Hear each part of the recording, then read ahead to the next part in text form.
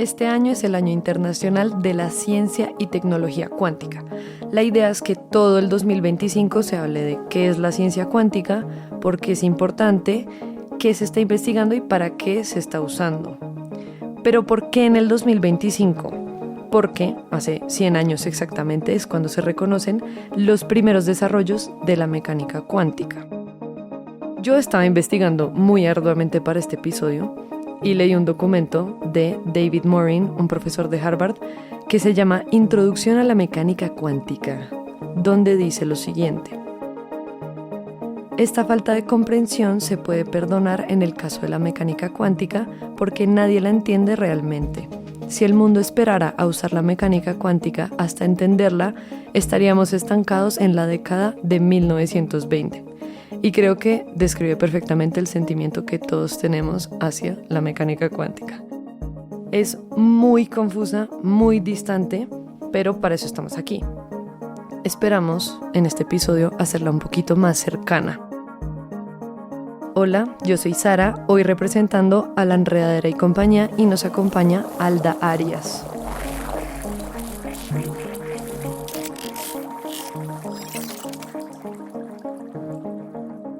Bueno, mi nombre es Alda Arias, yo soy doctora en física de la Universidad de Heidelberg, en Alemania. Y bueno, estudié mi pregrado en Colombia y me vine a Alemania a hacer mi maestría y el doctorado en el área de física cuántica experimental, donde estuve trabajando con átomos fríos, se llama como la plataforma o el tipo de experimentos que hacemos o que hice yo durante mi doctorado. Y ahora estoy trabajando en un proyecto de educación y física cuántica, también en la universidad, ahora en la Universidad de Kaiserslautern, donde estamos desarrollando una maestría en tecnologías cuánticas y yo estoy encargada de desarrollar los dos cursos que se hacen prácticos, donde se desarrollan como experimentos. Los estudiantes vienen y hacen sus experimentos en física cuántica para comprobar como la teoría que aprenden en la maestría. ¿Quién se fascinó por la ciencia cuántica cuando? Y fue como hasta el tercer año de pregrado que tuve mi primera clase de física cuántica, ya como en serio. Y no sé, a mí me sorprendió mucho como tratar de entender estos objetos pequeños que se comportan de una manera un poco contraintuitiva y al mismo tiempo esos objetos son los que forman los objetos clásicos, ¿no? Como si yo tengo una pelota de fútbol está hecha de moléculas que a su vez está hecha de átomos y esos átomos y esas moléculas se comportan cuánticamente, pero ya en un todo se comportan de una manera clásica. Entonces me parecía como muy interesante.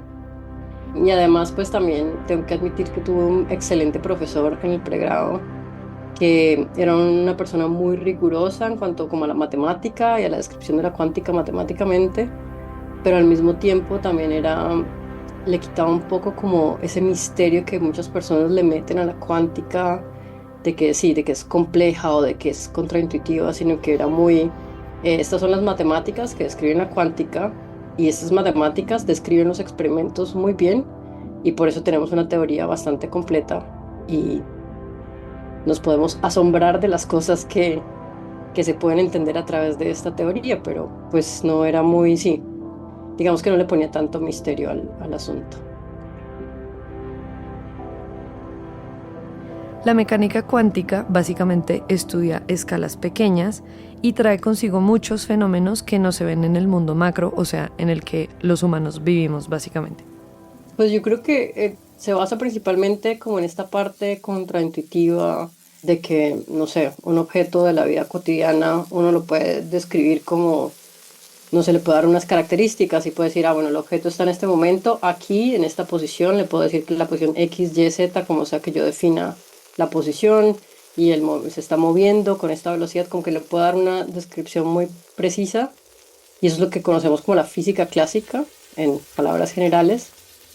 Y en cambio, en la cuántica, cuando nos vamos a este nivel microscópico, ya no se comportan de esa manera. Y entonces es como, es un poco antiintuitivo, ¿no? Ya no es como, no puedo decir que está en tal punto, sino que puedo decir que con cierta probabilidad está en ese punto, pero con otra probabilidad puede que esté en otro lado. Y al final como que mi conocimiento no es tan exacto como lo tengo en la física clásica. Yo creo que es esa parte como contraintuitiva Y de ahí entonces se empieza a crearse como un misticismo, no sabría bien cómo llamarlo, pero lo contraintuitivo se interpreta como algo difícil de entender.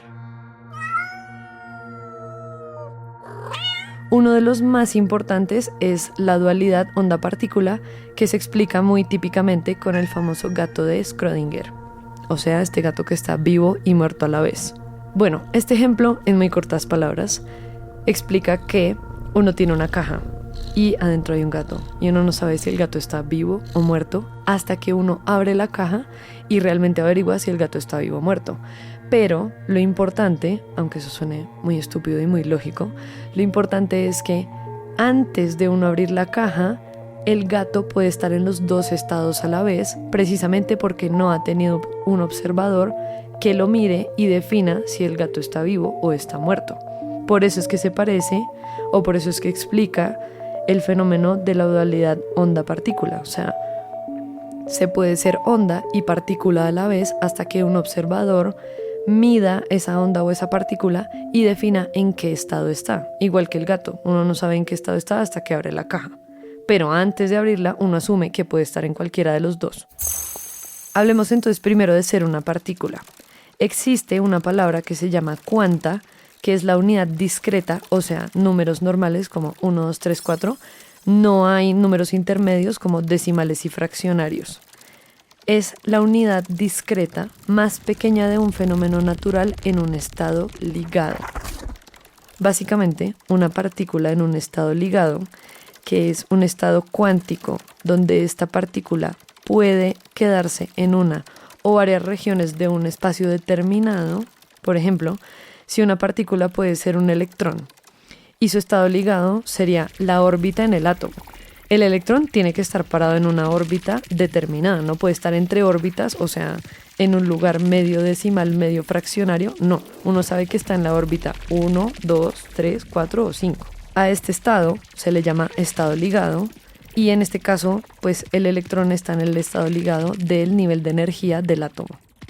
Ahora, esto de ser cuanta o estar cuantificado, de ahí viene el nombre de la mecánica cuántica, no pasa en el mundo macro que vemos los humanos día a día, porque hay unas propiedades que pueden tener cualquier valor. O sea, no se mide en estas unidades discretas.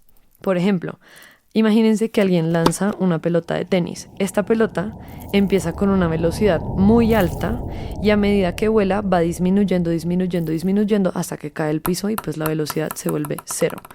En esa trayectoria de la pelota, la velocidad puede asumir números decimales. Por ejemplo, usted mide la velocidad y le sale, no sé, 14.5 metros por segundo.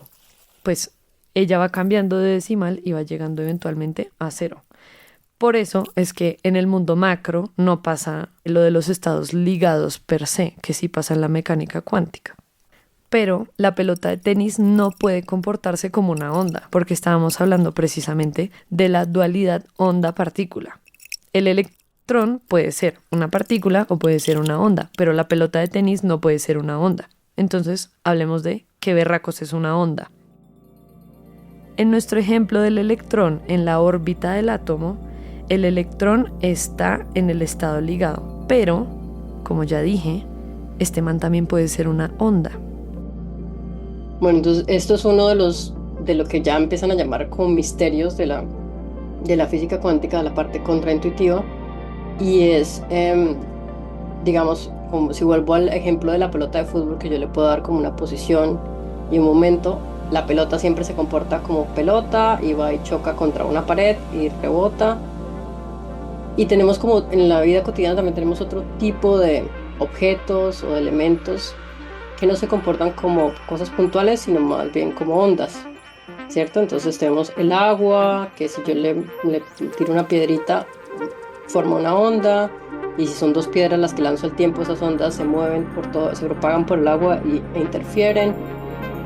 Entonces, digamos que los objetos como que se podrían en general clasificar como en estos dos tipos de objetos, pero cuando vamos al nivel cuántico, se ven que estos objetos cuánticos se comportan como las dos cosas, como una partícula y como una onda. Entonces, em, un eje- y, y esto no es como que algún matemático o algún físico dijo, ah, bueno, entonces voy a crear una nueva teoría donde voy a describir las cosas como partículas y ondas al tiempo, sino que todo esto nace de los experimentos. Entonces los experimentos hasta cierto punto mostraban que la luz se comportaba como onda y hacía interferencia como una onda, pero ya llega un punto donde otros experimentos más avanzados no puede explicar el comportamiento de la luz como si fuera una onda, sino que toca volverla a una partícula. Entonces, con estos experimentos donde se ve por lo menos que la luz se comporta como onda y como partícula, o también experimentos donde el electrón se comporta como onda y se comporta como partícula, pues de ahí es que empieza uno a tratar de montar una teoría, empezaron los físicos a montar una teoría donde se pueda escribir ambas cosas que se observan. Porque si se observara solo situaciones de partícula, pues entonces se describiría un modelo como el de una pelota que va y rebota, o se describiría el modelo como el de una onda, si fuera como una onda. Pero como vemos las dos cosas al tiempo y podemos observar, hacer experimentos y ver las dos cosas al tiempo con los electrones, con los fotones, que son las partículas de la luz, entonces pues toca crear una teoría que pueda representar las dos cosas, que pueda decir, que pueda así explicar las dos observaciones. Y esa es la dualidad de onda-partícula, se comportan como las dos cosas al tiempo. Entonces, en resumen, antes de la observación, la entidad, o sea, la cosa que uno está midiendo, sea el gato de Schrödinger, el electrón, lo que sea, no tiene un estado definido y entonces eso significa que tiene ambas propiedades, puede ser una onda y una partícula al mismo tiempo. Solamente cuando uno mide o observa la entidad cuántica es que se puede obtener información exacta del estado, ya sea A es una onda o A es una partícula. En nuestro mundo macro, podemos saber el comportamiento de un objeto sin necesidad de estar observándolo y midiéndolo todo el tiempo.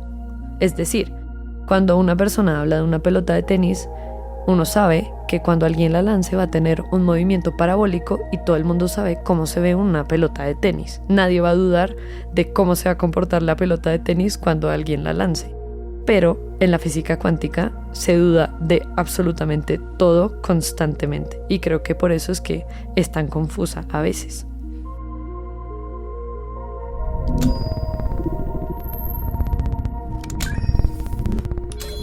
Si yo tengo, haz de cuenta, como un haz de electrones, digamos que es como un cañón que dispara electrones así a toda, y tengo como un detector, algo que puede medir los electrones cuando lleguen a ese otro lado.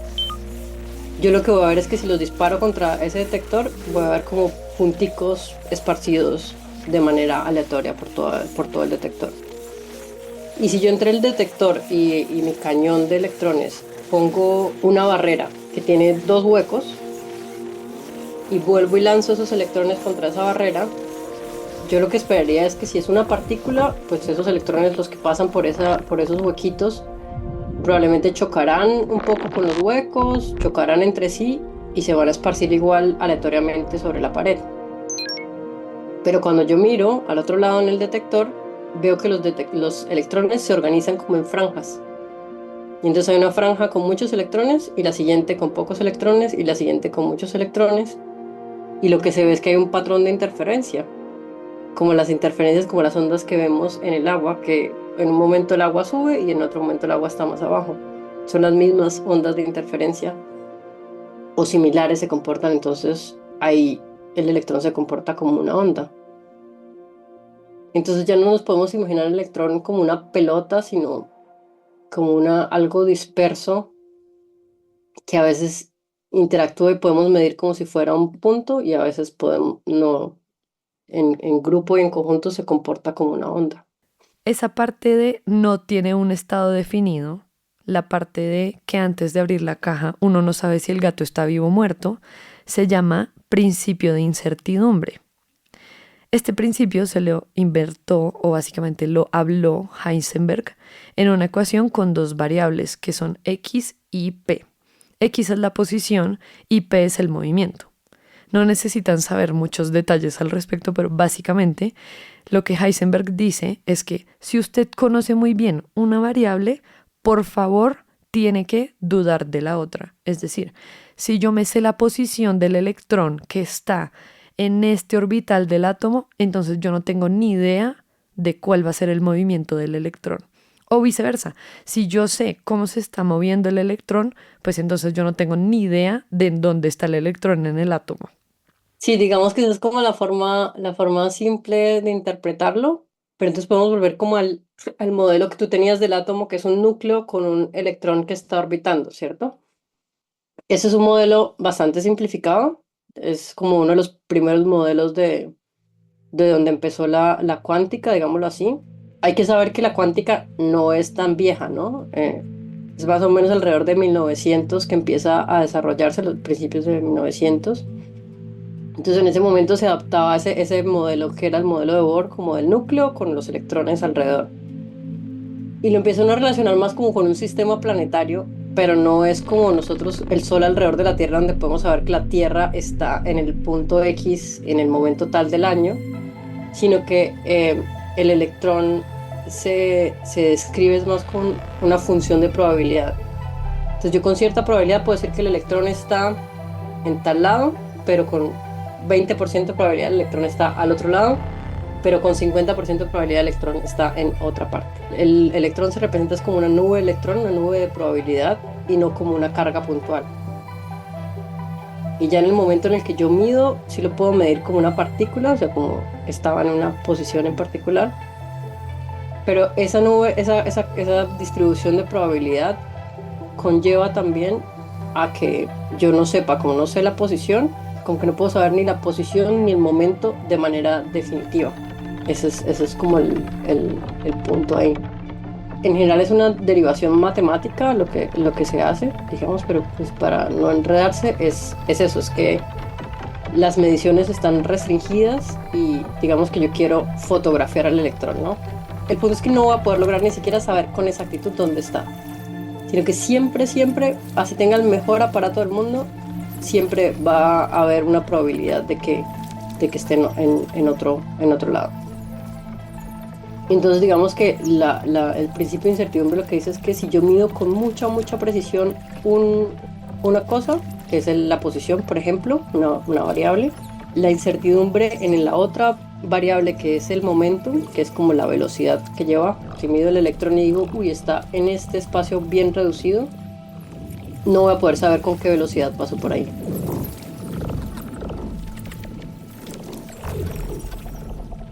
Hay un ejemplo que a mí me gusta mucho, que es el de la cámara que tenemos en los celulares. La cámara que tenemos ahí funciona con un efecto que se llama el efecto fotoeléctrico, que de hecho fue postulado por Einstein y a Einstein le dieron el premio Nobel. Fue por ese efecto fotoeléctrico y no por la relatividad general, ¿no? Entonces, este efecto lo que describe es que los fotones, que son la luz, los paquetes de energía de la luz, que se comportan como partículas, pueden ser absorbidos por átomos y esos átomos van a liberar sus electrones. Cuando absorben un fotón, liberan un electrón. Y lo que pasa en las cámaras es que tenemos unos detectores llenos de estos átomos y cuando reciben luz, cuando el detector se activa, recibe la luz que le entra, esas partículas de fotones excitan estos átomos, o sea, sacan un electrón de cada átomo y esos átomos, esos electrones se vuelven una corriente eléctrica que después uno transforma en una señal, que es la imagen que uno ve en el celular. Si ven que la mecánica cuántica no era tan horrorosa como aparenta ser, pero yo creo que sí se siente así por principalmente dos factores. Uno, que no es ampliamente divulgada, sentimos que muy poquita gente sabe del tema y pues creo que también viene de que precisamente como todo el mundo le tiene miedo a la física cuántica, entonces nadie se quiere arriesgar a hablar de la física cuántica sin ser físico cuántico. O sea, básicamente lo que yo estoy haciendo hoy. Perdón si me equivoco en detalles. Y la segunda razón creo que es porque es un área dominada por hombres. Entonces, obviamente, pues se reduce la población que habla de física cuántica y encima, pues es un tema que es muy exclusivo y que uno no oye en el día a día y no sale en las películas y en cosas así como de cultura pop con las que uno interactúa constantemente. En la física en particular hay pocas mujeres, yo diría que entre un 5 a 10% de mujeres entrando como en los estudios primarios, digamos, de pregrado y posgrado. Pero en la física cuántica hay aún menos, ¿no? Se reduce más porque en general es la astronomía la que logra atraer mucho más a las mujeres en comparación con otras ramas de la física. Entonces sí estoy acostumbrada a trabajar es en grupos con hombres. Digamos que no he tenido ninguna mala experiencia en particular. Me he llevado bien con mis grupos y he tenido en general buena suerte porque también he oído de otras compañeras que sí han tenido malas situaciones con sus compañeros hombres. No es normal, no es solo como una decisión que no, me gustaba la astronomía y ya de un momento a otro ya no me gusta, ya no quiero trabajar más acá, ¿no? Es la falta de opciones que hay para las mujeres y de que el sistema también se adapte a las necesidades de las mujeres y a los requisitos que tienen las mujeres para continuar en la ciencia. Y hay gente que puede entender la medicina y otros pueden entender la física y hay otros que se dedican a las matemáticas y la gente que tiene trabajo manual, yo nunca podría, no sé, agarrar una sierra y cortar algo de una manera apropiada sin cortarme un dedo. Entonces, me parece que sí, que se le da como mucho, se le pone mucho misticismo, mucha cosa alrededor de la física y no es así, tenemos que hacerla es asequible e interesante para todos.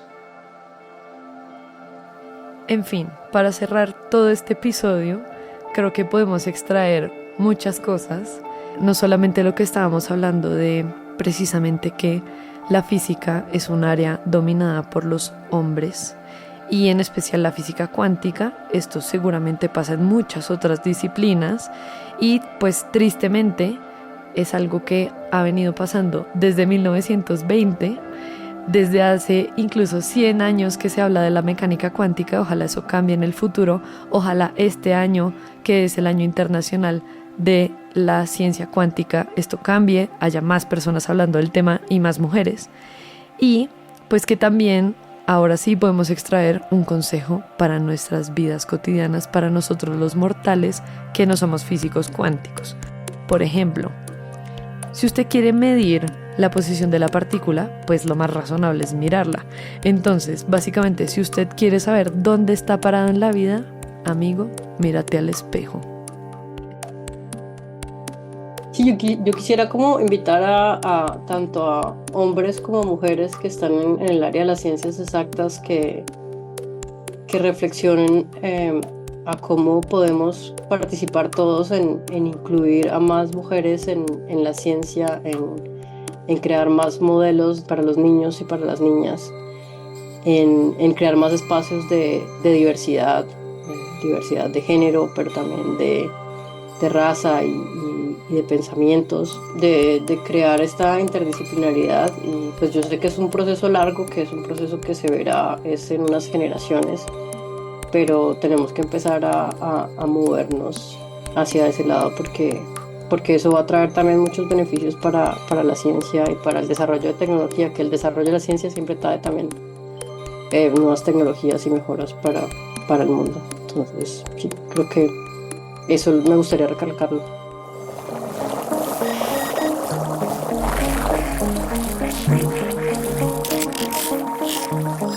Este podcast hace parte de la exposición digital de ciencia de la Biblioteca Digital de Bogotá. Fue creado por La Enredadera y Compañía y producido por Estefanía Angueira y Tembe Laboratorio Sonoro. El diseño sonoro y la mezcla de este episodio los hizo Manuel Suárez Parias.